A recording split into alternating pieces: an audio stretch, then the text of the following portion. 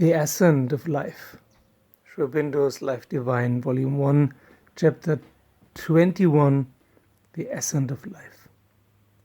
Hello, this is Chris speaking. Wake up with another video about Aurobindo's Life Divine, this time The Ascent of Life, Chapter 21, in the first volume. Imagine you have a house. One thing you can do with it is just to live there by yourself and hope that no one bothers you. The second thing you can do is to demonstrate your power over this house that you now own, that you're the master of, and destroy it. Or you can expand it. You expand the house, and then maybe you buy the house next door and so on, until you own half of the neighborhood, and you meet someone else who also owns the other part of the neighborhood, and then there will be a constant war. The third thing you can do is to use this house for purposes other than your own, for purposes that benefit others as well, a family or your neighbors.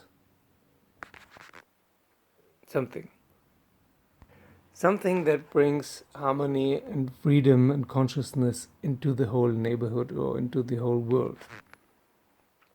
Those are the three statuses of life Aurobindo talks about in chapter 21. They're very similar to tamas, rajas and sattva. Also, they're similar to Hegel's thesis, antithesis, and synthesis, or the ancient Chinese yin-yang. Now, the first is stability, self-love, survival, status quo. The individual atom-like existence, only me and nothing else. The second is the opposite. Instability, desire, possession, desirous love, devouring, vitality, but also dissolution and death. And the third is perfection, giving love, self-expression, beyond the struggle, harmony, freedom, transcending mind, teamwork, modification, adaptation, and the start of consciousness. Also, we can see this a little bit in the evolution theories of Lamarck and Darwin and Spencer and so on. There's a struggle, and the struggle leads to adaptation and evolution, perfection, changes usually for the better. Another way to put it is the first status is the submerged consciousness concealed in matter. So it looks unconscious, but it's actually only a concealed, hidden, submerged consciousness. The second is emerging consciousness, half apparent in growth and decay. There's this duality of growth and decay. The first one is just stability. The second one goes back and forth between growth, expansion, or decay, annihilation, death. But consciousness is already emerging. It's apparent that there's something behind it causing all this, that there is a plan somehow. And the third aspect is the one that is usually missed in religion and natural sciences, which is consciousness. It's the mental part of life and also of humanity. The human being as a mental being. What does it mean to be a mental being? Consciousness is, of course, everywhere. Consciousness is in a stone, in an animal, in the air, everywhere. So what's so special about human beings? Why are they especially mental? in both senses of the word. They're very crazy, but also there is a potential. There's a potential that so far has not been used much. Divine potential. A potential beyond the physical. Yeah, remember Meher Baba's 3 worlds: physical or gross, then subtle, and then mental. And that's the mental the Vedas and Upanishads talk about, and that's also the mental Aurobindo talks about.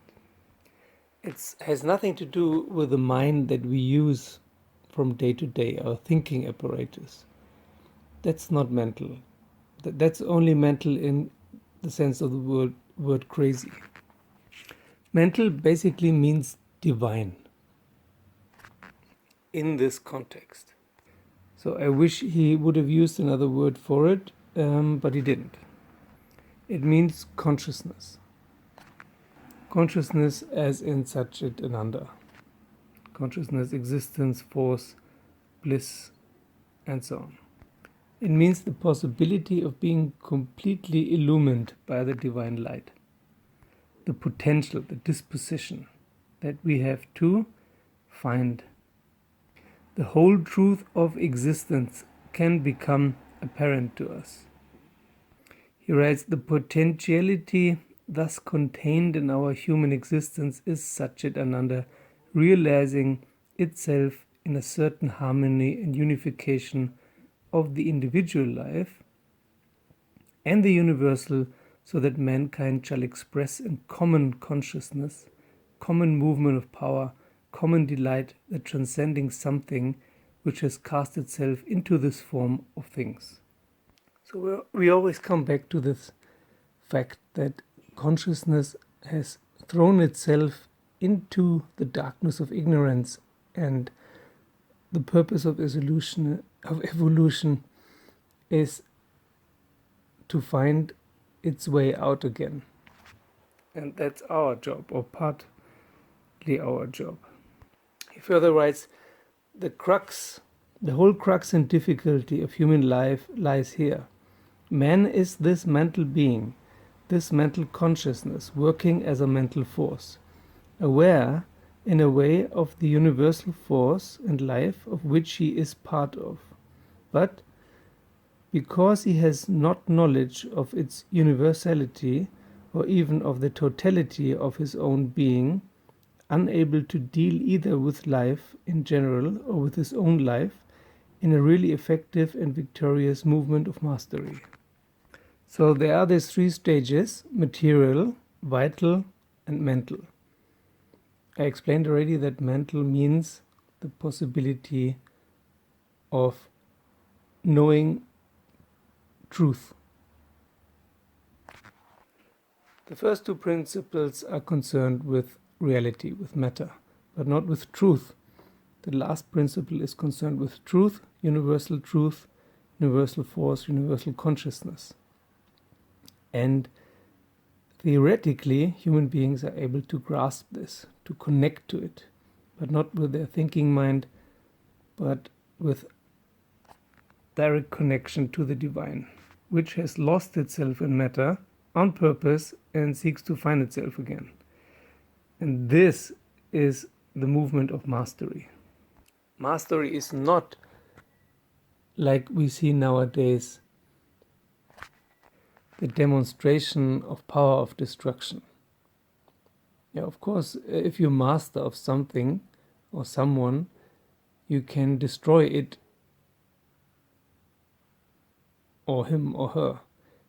But for what purpose? Yeah, if you're master of the world, it's not your job to destroy it. It's your job to take care of it. We're caretakers. And just as you would probably not destroy your house or your car, there is no reason to destroy the planet either. That's just stupidity, not mastery. He continues to write, human beings seek to know matter in order to be master of the material environment, to know life in order to be master of the vital existence, to know mind in order to be master of the great obscure movement of mentality, in which he is not only a jet of light of consciousness like the animal, but also more and more a flame of growing knowledge. Yeah, we're also animals, but the difference is that we can accumulate and have access to knowledge. We can have direct access to the knowledge of what the world is like and why. This doesn't make us better than animals, only different. We have this inbuilt urge to understand why things are happening, and this is why we have it. Because we are part of this process of universal illumination. He writes, thus, the human being seeks to know himself in order to be master of himself. Yeah, that's very important. Not just to this religious idea of being master of the world, yeah, in a negative sense. But first you have to become master of yourself, and then you can be entrusted with this global caretaker role. Yeah, thus he seeks to know himself in order to be master of himself, to know the world in order to be master of the world, yeah? Caretaker of the world. This is the urge of existence in him, the necessity of the consciousness he is, the impulsion of the force that is his life, the secret will of Satchit Ananda appearing as the individual in a world in which he expresses and yet seems to deny himself. So we have this divine existence in ourselves, and the force of the universe, of the divine, and the consciousness of the divine, and the bliss of the divine expressing itself in us as individuals in this world. But we deny this to ourselves. It doesn't seem to be possible to realize this, to be this almost divine caretaker of the world, to be this Superman and Superwoman. So he writes, to find the conditions under which this inner impulsion is satisfied is the problem man must strive always to resolve. And to that he is compelled by the very nature of his own existence and by the deity seated within him. So there is a deitic, a divine-like existence within us that will always strive to get there. Always. It's part of our program. Yet there needs to be circumstances under which this is possible to realize, to make happen. He writes, and until the problem is solved, the impulse is satisfied, the human race cannot rest from its labor. So we cannot do something else. It's part of our program to realize consciousness and to be the caretakers,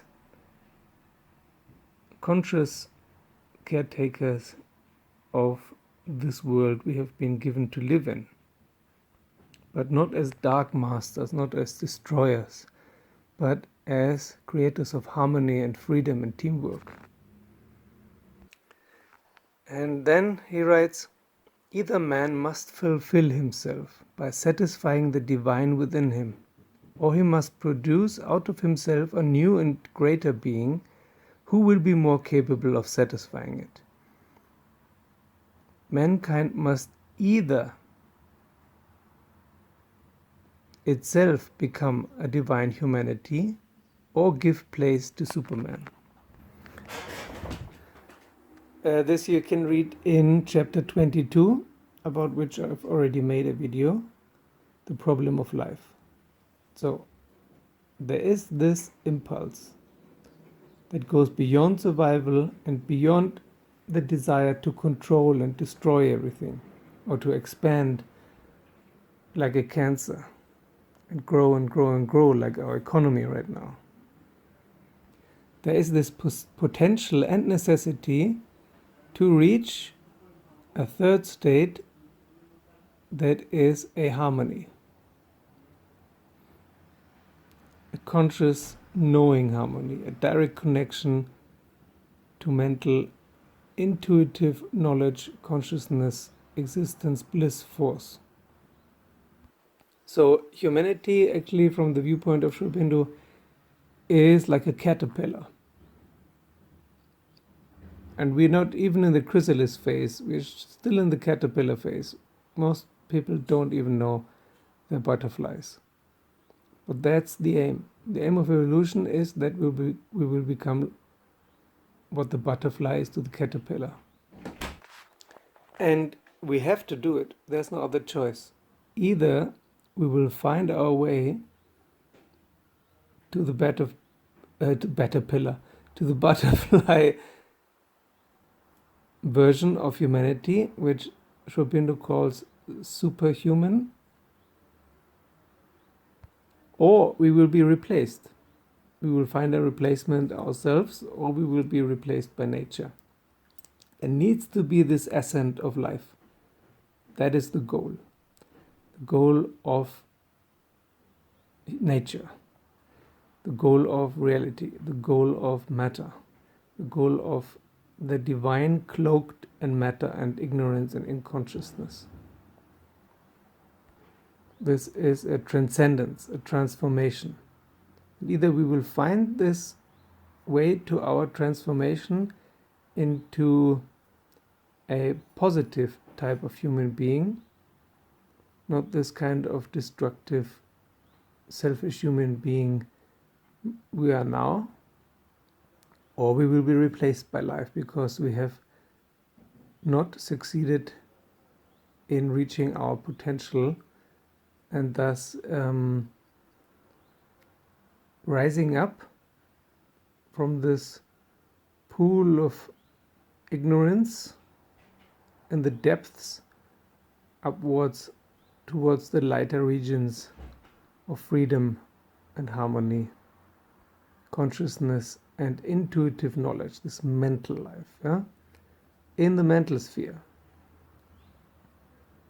In the gross sphere, we're caterpillars. In the subtle sphere, it's chrysalis.